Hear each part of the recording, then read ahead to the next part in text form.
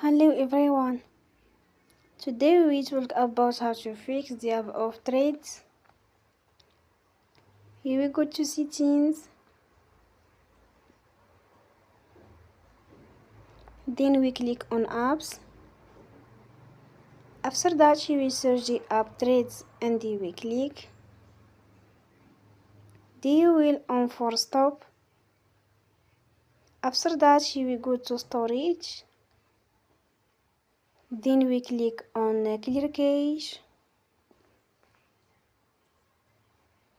In the end, turn your phone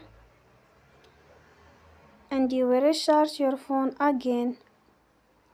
Don't forget to support us by like and subscribe. See you next time and thank you for watching.